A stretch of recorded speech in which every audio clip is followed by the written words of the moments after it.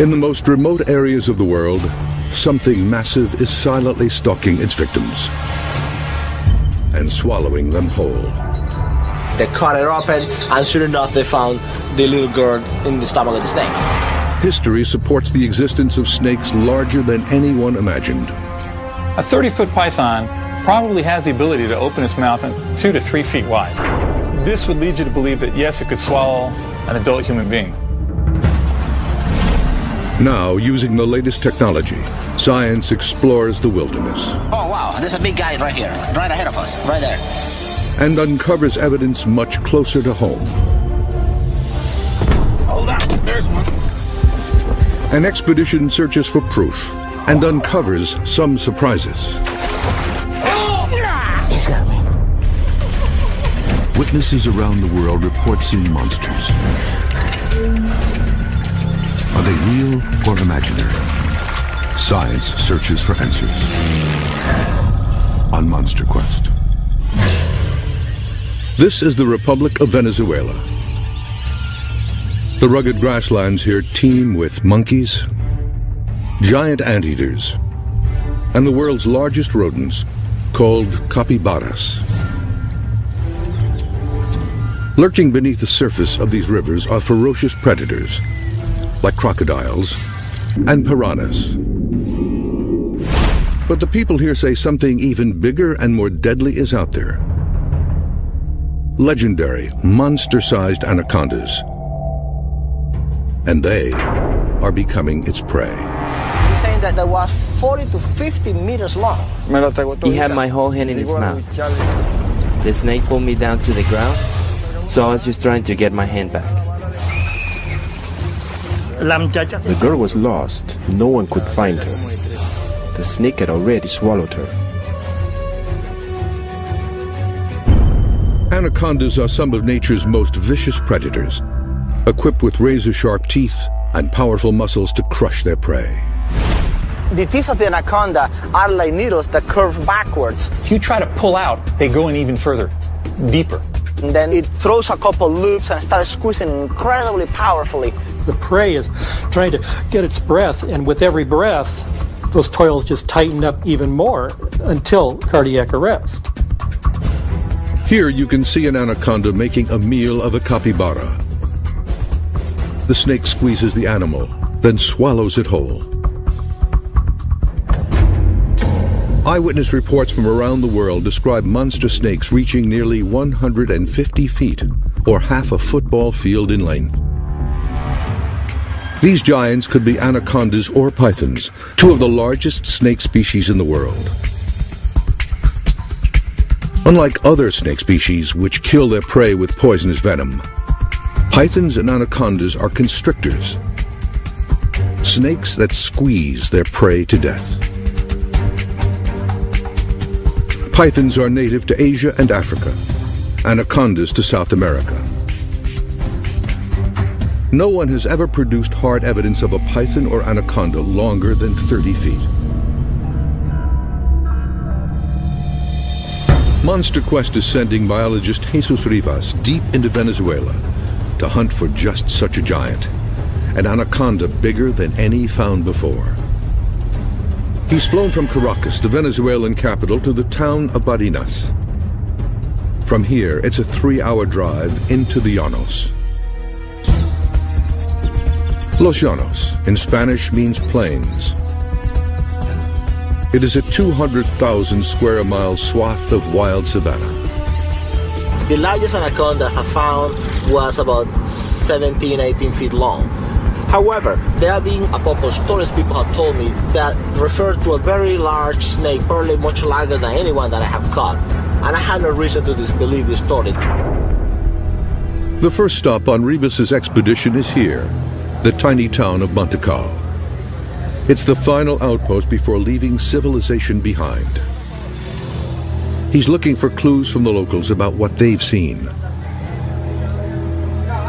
And he's led to this man. He just told me a story, actually quite remarkable, something that happened to his cousin 35 years ago. The man claims that his 13-year-old cousin had gone down to the local river alone. an anaconda approached. In the water, the snake was all but invisible.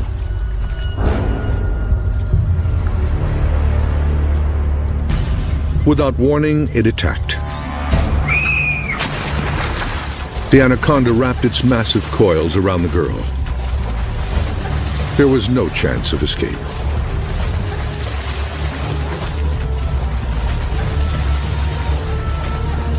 The snake squeezed the girl to death, then proceeded to swallow her whole. They found her, they killed it, they cut it open, and sure enough they found the little girl in the stomach of the snake.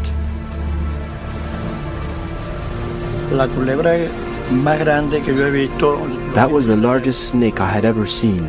It was at least 45 feet long. 45 feet is a giant snake, and it's just what Rivas is looking for.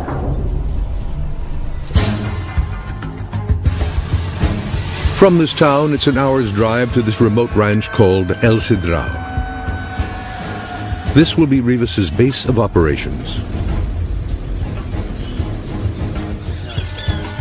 Because anacondas can thrive on both land and in water, Rivas has a plan to search both for the elusive giant snake. He's pioneered a low-tech but daring technique to search for these predators, feeling for them with his bare feet. He'll also be armed with motion-triggered cameras and the latest military-grade sonar to help him peer into deeper waters. Existing evidence of giant snakes is sparse. One of the earliest and most famous accounts comes from British explorer Percy Fawcett, who in 1907 says he encountered a 62-foot anaconda in Brazil.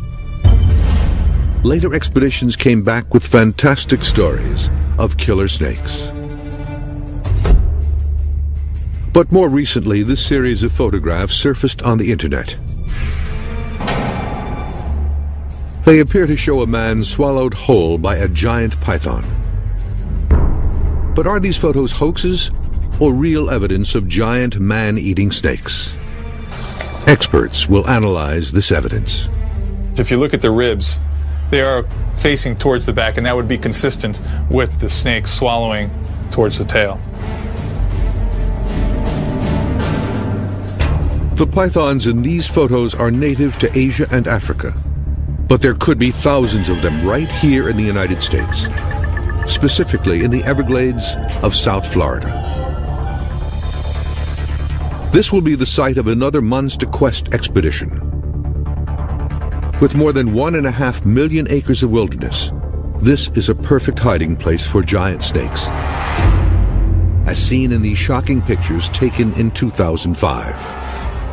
You can see a 13-foot Burmese python split almost in two after swallowing an alligator whole. On the upper right is the snake's head. On the left, its tail. The alligator's tail protrudes from the snake's ruptured belly. To look at an animal, for instance, like a python feeding on an alligator that it would not find in its normal habitat, shows that the animal would adapt to what's available to it. A snake's digestive systems are incredible. They can digest almost anything. And evidence suggests that these eating machines are on the move. This is also a Burmese python, and it's invaded this man's suburban Miami backyard. His struggle with it was captured by a local news crew. Fearing for his exotic fish, the owner and a friend jumping into action, trying to pounce on the python, but charming this snake didn't go so well. It was no isolated incident. Just a few days earlier, this python was discovered nearby with a swollen belly. What turned out to be a 15-pound pet cat named Francis. These incidents are becoming so common that Miami-Dade County now has an emergency unit to respond to such calls. It's called the Anti-Venom Unit. This is a big problem here in South Florida. And these are big snakes that can hurt a young child as well as a teenage boy or even a full-grown adult. Handling these snakes is dangerous, even for professionals. How did pythons native to Southeast Asia end up in these Miami neighborhoods? For many years now, these snakes have been very popular pets. Ron McGill of the Miami Metro Zoo has been studying Florida wildlife for nearly 30 years. The unfortunate thing is they purchase these animals when they're hatchlings or newborns in pet shops, and they look very manageable. But when pythons get too big for their cages, owners release them into the Everglades. And in 1992, when Hurricane Andrew hit here, destroying homes and pet stores, hundreds of young pythons escaped into the wild. Nobody could have predicted what happened next. Because of our climate, it's so conducive to these animals when they are released or they escape that they thrive. Not only do they thrive, they reproduce. Just how many pythons are now living in the Everglades is unknown. But there's no question the number is growing. A large constrictor can have 50 to 60 live babies that are on their own. So really, I don't see a way short of a long, deep freeze in South Florida where these animals are going to be eradicated. McGill has evidence that this new population of snakes are about to become giants. This is a 20-foot skin of a reticulated python that washed up on a beach in Miami. An animal that started out as a pet, but now is indicative of a problem that we're experiencing here in South Florida. And the South Florida environment is extremely conducive to the growth of these snakes. It's a warm, humid environment, has an incredible prey base, whether it be raccoons, possums, waterfowl, and quite supportive for snakes reaching maximum size. The implications to people here in Florida could be lethal. A snake this size in a residential area can pretty much prey on anything he wants. This snake could kill me that fast if it wanted to. Wildlife biologist Joe Wasilewski is no stranger to giant snakes. In 1989, he helped capture this 22-foot python, the biggest snake ever found in the United States. Now he's going to lead a hunt here in Florida to find a giant even bigger than that. Wasilewski believes that giant snakes are thriving in the Everglades and may start crossing into residential areas. Now he's looking for evidence. But snakes, even giant ones, are elusive. First, he will set up motion-sensing cameras. You know, this is actually perfect. If I were to be a python in this neighborhood, this is where I'd want to be. Nice shaded, houses all over, Everglades right there. This could be the spot. The place he's chosen is the border between the Everglades National Park and the densely populated suburbs south of Miami. They'll be going from point A to point B. And if there's any movement in front of this camera, it will catch it. Now he'll drive along this boundary in search of evidence that full-grown pythons, upwards of 20 feet, are in fact leaving the Everglades and invading these neighborhoods. If the pythons are in the Everglades, it's just a matter of crossing a road to get into these urban areas.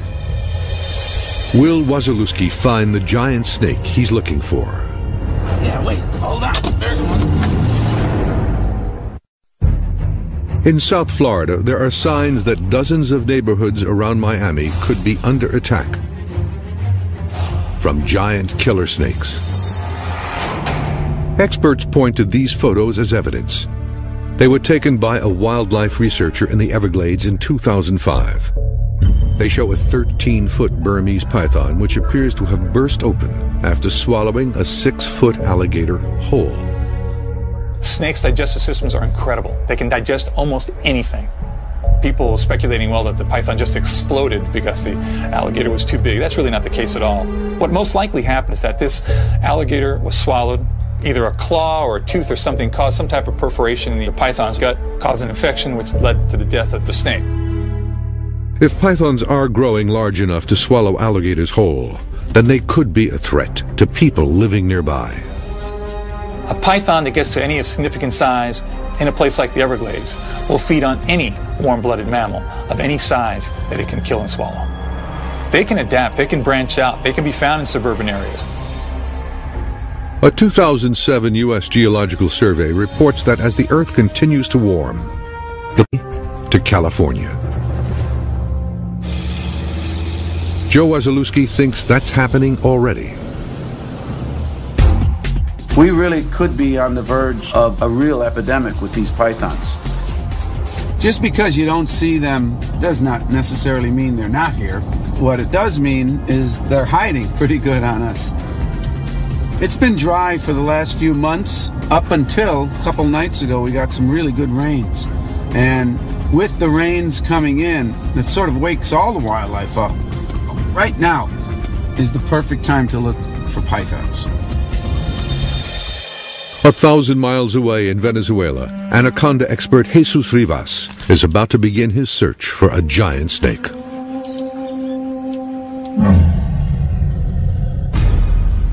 This region of South America is a hotbed for giant snake sightings. From neighboring Brazil came one of history's most widely cited encounters. It came from this man, Colonel Percy Fawcett. On January 7, 1907, Fawcett was on assignment with Britain's Royal Geographical Society. He described the encounter in his journal.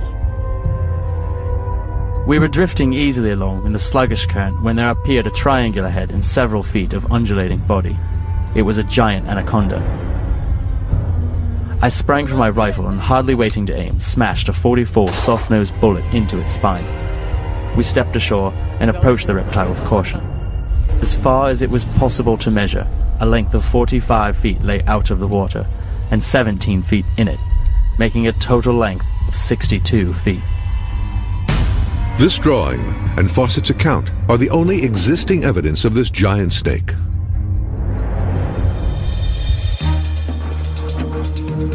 In his search for new evidence, Jesus Rivas will use cutting-edge sonar imaging technology, originally designed for the U.S. Navy to detect suspicious divers in restricted waters.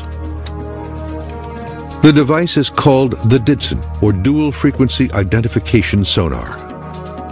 Ed Belcher and his team at Soundmetrics in Seattle, Washington, designed this device.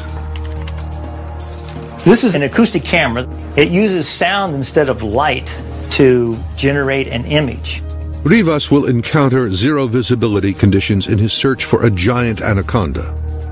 This device will be his eyes underwater. Belcher places a brick in the tank and clouds the water to demonstrate the DIDSON's imaging capabilities. To the naked eye, the brick is invisible, but the DIDSON sees it clearly. Now, this brick is only about 4 feet away, but in Venezuela, while you're looking for snakes, they'll be probably 30, 40 feet away, and we'll still be able to see those snakes. Once Rivas finds a snake, he'll be able to measure it to see if he's found an actual giant. Sonar has never been used before to search for giant snakes. And what Rivas finds could raise the evidentiary bar. Joining Rivas on his expedition are his old partners, Victor and Ramon. They'll be setting motion-triggered camera traps, but they must first track down bait to lure the giant snakes. For that, they'll need to collect musk from another anaconda. Musk is a mysterious glandular excretion that Rivas believes could attract other snakes. Nobody knows what the musk is for. It could be for defense because it's very stinky, but also it could have a social function, attraction. Ahead, something in the road catches their eye. It's the track of an anaconda. I can see the print of the scales here. Dirt in this side tells me the snake is going that way. And because of that print size, I can tell this snake was about 8 to 9 feet long. When I see a track this fresh, I know it's only an hour or two old. So this anaconda has to be nearby. Anacondas inhabit shallow swamps where they stalk their prey. 5 years ago, this particular swamp was the site of a near-fatal attack. This man, Jose de Esteban, is a cowboy at El Cedral. the same ranch where Rivas is based. He is one of the few locals to tangle with an anaconda and live to tell about it. De Esteban had heard a report of a large anaconda by the roadside and went to investigate. I was out there looking for one, and I saw it, on the ground. And without even thinking, I bent out to see it closer, and before I knew it, it got me. De Esteban struggled to keep the anaconda's coils from wrapping around his body. After nearly 5 minutes, he finally wrestled himself free.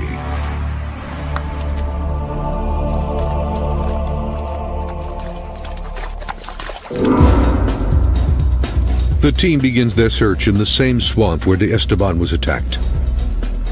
They can't see them, but they know that anacondas are here. In their hunt, they use only poles and their bare feet.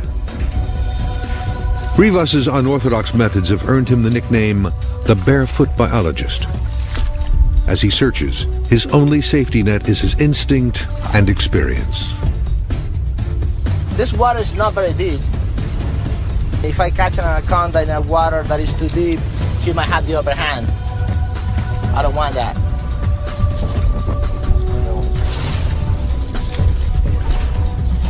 This snake here, not a very big one. There's another one right here. Ramon! Victor! These anacondas are too small for musk extraction. But there's evidence that a bigger anaconda could be nearby. This is a crack right here. It seems like this anaconda will be about 9-10 feet, maybe that big around. Despite the fresh trail, Rivas cannot find the snake. The team is losing daylight. The pressure is on. Rivas discovers something, but it's not an anaconda. Not a snake. Nobody went to find. It's a small but very unhappy crocodile. The day seems all but over. But then, a discovery.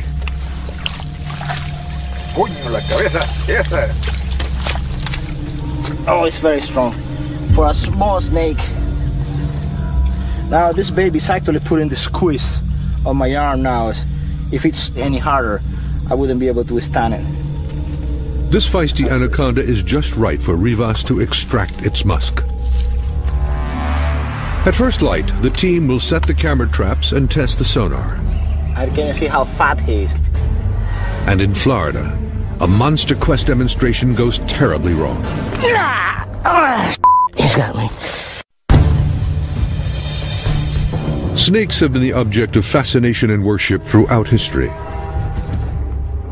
From the pharaoh's tombs of ancient Egypt, to Quetzalcoatl, the feathered serpent god of the Aztecs, to the Naga, a mythical river serpent in the Mekong Delta of Southeast Asia.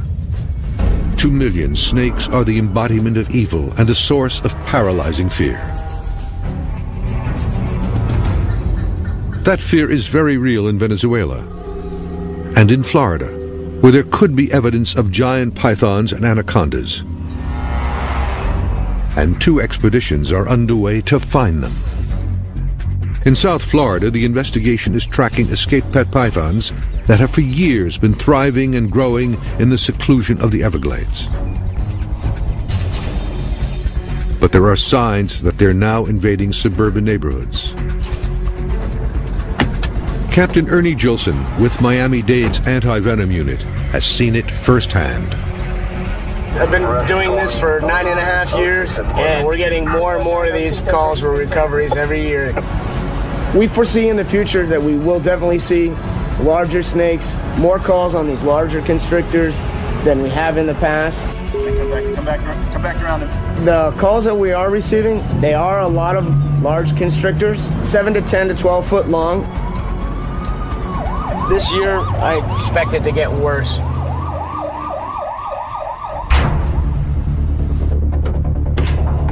Captain Gilson and his partner, Captain Chuck Seifert, agreed to demonstrate for Monster Quest how they capture these deadly predators. This is a 10-foot python caught on a recent call, and it's not happy. They try to subdue it by covering its head with this bag. But this python is intent on escape. They need to act fast. He's pissed at me. And as a last resort, Gilson abandons his tools for his bare hands. Maybe I can get him to chill. He needs to sneak up behind the snake, then grab it right below its head to stay clear of its jaws. I'm gonna walk around this way, since he's fixated there. Come from behind him and grab him.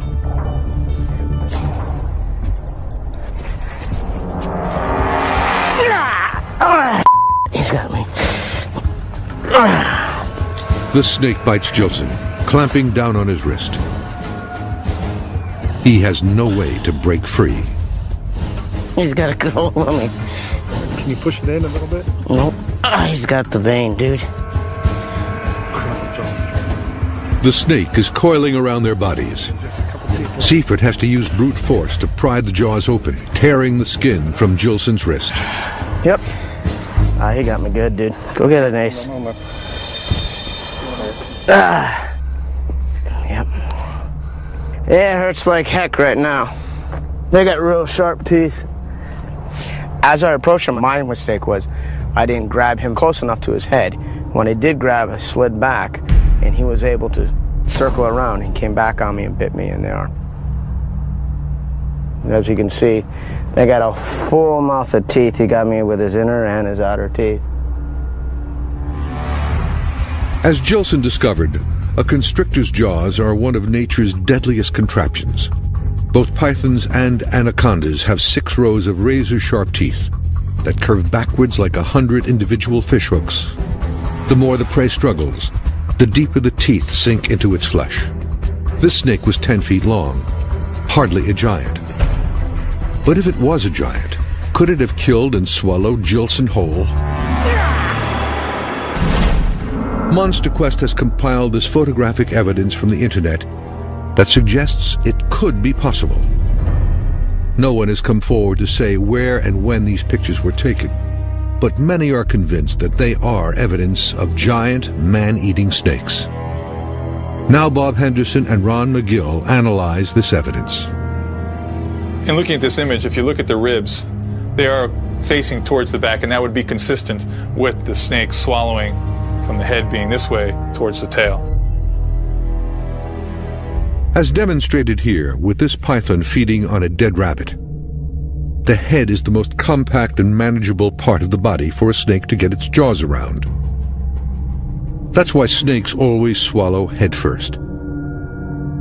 The same would be true for a human victim. Now, what allows the snake to open its mouth very widely are special bones that it has back here. It's called the quadrate bone.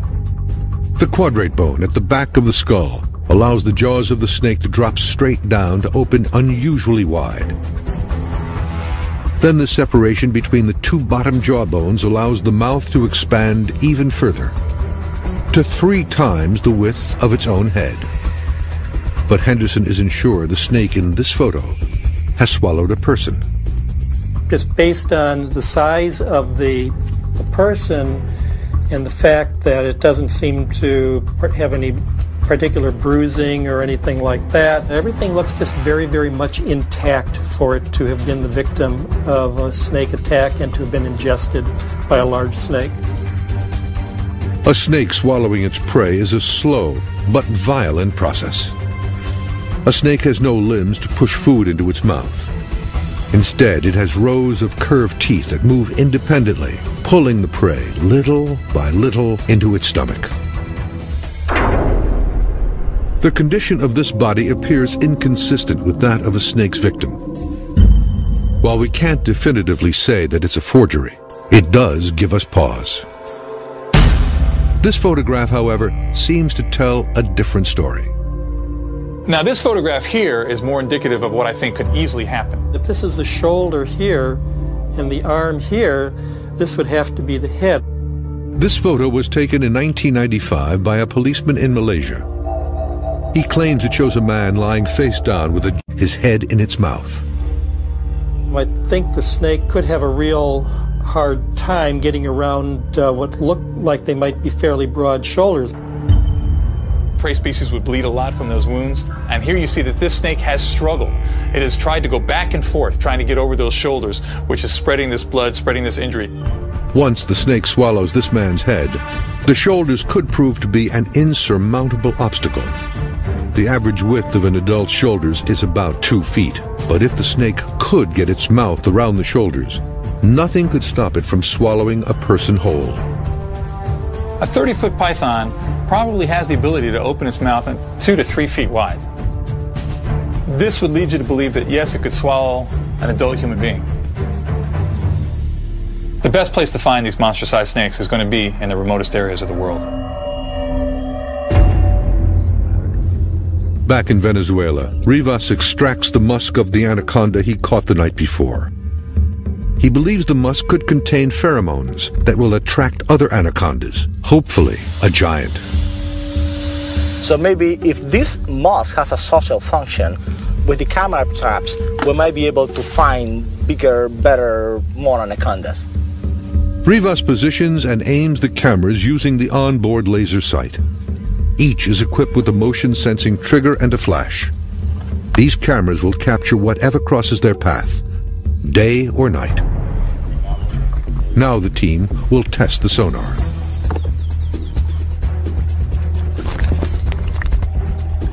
Cool. I can see him. I can see his arms, his feet.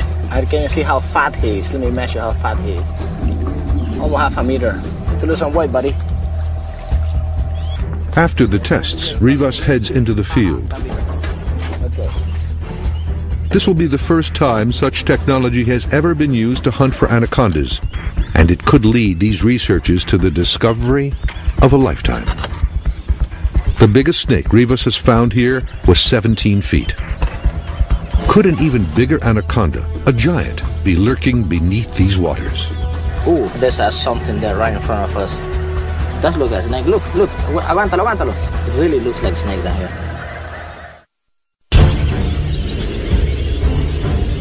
Around the world, legends are told of giant snakes measuring 150 feet or more, half the length of a football field.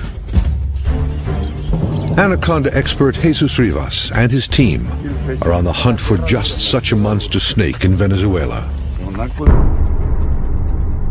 On land, they've baited and set motion-sensing camera traps. Their search now moves to the water. If an anaconda grows to be too large, it will be limited to deeper water. That's why I think that in these places, I might be able to find larger animals. Visibility under this water is almost zero. But here, the Ditson sonar sees everything. Oh, there's fishes. A whole bunch of fishes, look. Or piranhas. Then something much bigger appears on the sonar. There's some shadow here. And I see the bubbles right in front of me, but I'm trying to see it under the water with the sonar. What Rivas sees is the outline of a crocodile. And it's huge. I can actually measure how big it is. It shows now about 3.5 meters long. That is 14, 15 feet long. Big girl. Rivas continues his search for a giant snake. If he finds one, he may have to jump in to catch it. The water is anywhere, I'm thinking, above my chest. It might not be very wise of me to get into the water. If the water is shallower, then I might have to give it a go. Suddenly, a promising shape appears on the sonar screen. There's something there right in front of us. Ooh, that looks like a snake. Look, look. Echada para atrás un poquito. Rivas abandons the sonar to search for the snake by hand. But he can't feel it. Adelante, Víctor. What Rivas saw on the sonar was the dense aquatic vegetation on the river bottom, not a giant snake. The sun is setting, but he is undeterred. Like the sonar, anacondas can see in the dark, and they will remain active throughout the night.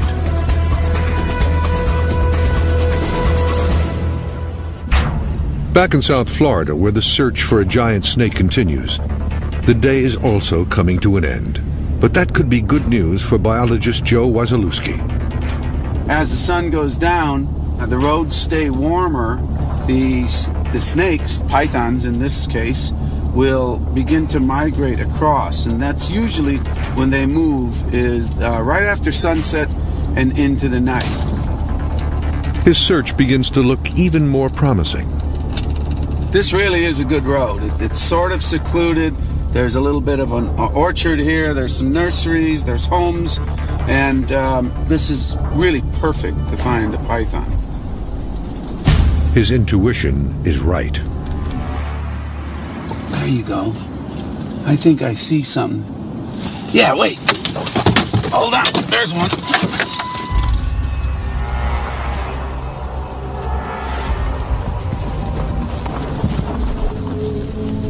Wasilewski finds a wild python that most likely escaped from the Everglades.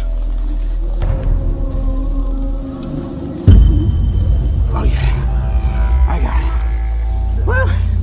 Well, that's not what. It's about 8 feet long and about as mean as a python can be. I'll tell you what, if this were one 15, 20, 25 feet in length, there's no way I could get it off. The power of these animals is just absolutely amazing. Out of the Everglades and into this residential area, this python could prove deadly to anybody it encountered. If this one were to coil around someone's neck, this snake could actually choke off your trachea and your esophagus and you could not breathe. Believe it or not, a snake this size. The escalating presence of snakes this size could mean there are even bigger snakes migrating out of the Everglades. The big ones are out there, there's no question about it. But your chances are, if you see a python, it's going to be one around this size, simply because of the numbers game. There's hundreds of this size to 1 or 2 huge ones. We think it's a young population, and in the next few years is when they're going to start getting to these really massive sizes. But could be right now. We could see a big one tonight, tomorrow. A storm rolls in, and the rain puts a halt to Wasilewski's search. But the camera traps he set earlier could provide what he's hoping for. Evidence of a giant snake in these neighborhoods. And back in Venezuela, Rivas presses on through the night and is startled by what he sees next. Oh wow, there's a big guy right here, right ahead of us, right there. Could this be their giant? In the wild plains of Venezuela and in these South Florida suburbs, evidence of giant snakes exists. In Venezuela, this cowboy narrowly escaped with his life.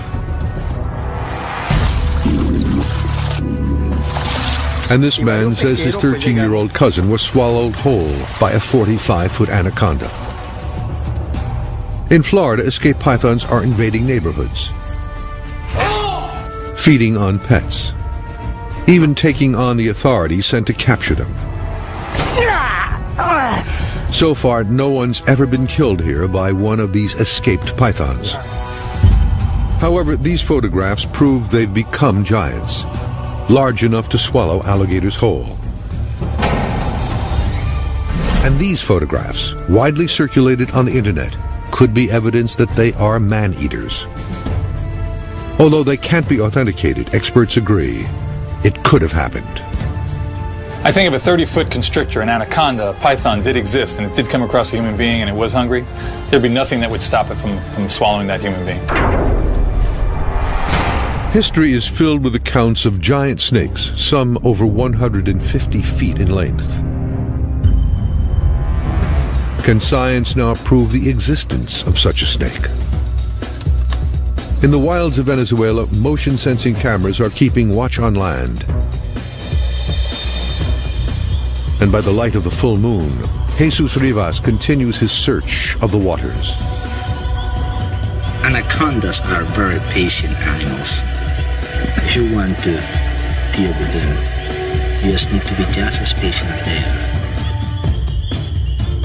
Even in the pitch-black waters, the state-of-the-art sonar sees everything. Rivas is hoping for a glimpse of the snake's distinctive coils. And he gets one.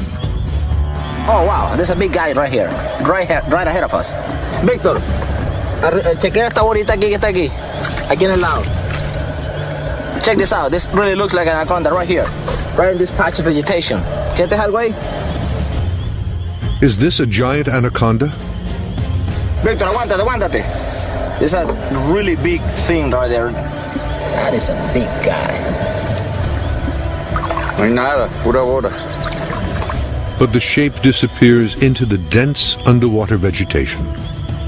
The team combs this section of the river again, Por allá. but can't find the No snake. sientes nada, busca allá. Nada. No hay nada. But there is hope. The sonar has recorded the entire search. And back at the ranch, Rivas can now analyze the footage. He'll also be able to review any still pictures from the motion-sensing cameras. This was seemed like it took a lot of pictures. The memory cards on the cameras are full. But windblown leaves, birds, and capybaras are all that set them off. Not any snake, not any of the things I was looking for. But the sonar images could prove to be promising. There's a mysterious shadow. It looks like a curl about 5 feet across. It would be a big snake, but I can't really make out what it is. A snake 5 feet across would truly be a giant. But what Rivas sees is just an illusion on the river bottom. See, the aquatic vegetation really resembled anacondas.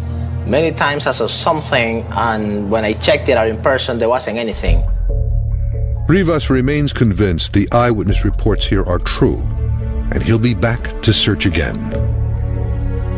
I have heard a few stories that I have no reason to disbelieve, and they all report anacondas significantly larger than what I have caught. So whether they can grow larger, yes, I believe it's possible. I'd love to see it. Back in Florida, Joe Wasilewski captured this 8-foot-long python in a residential neighborhood. Now, for the first time, he'll check his motion-sensing cameras for evidence of even bigger pythons leaving the Everglades behind. Okay, let's see what we got here. Oh, there's the dog. So the camera does work. Whoa, look at that. Wait a minute. That's the whole snake. Wow. Now that is a great shot.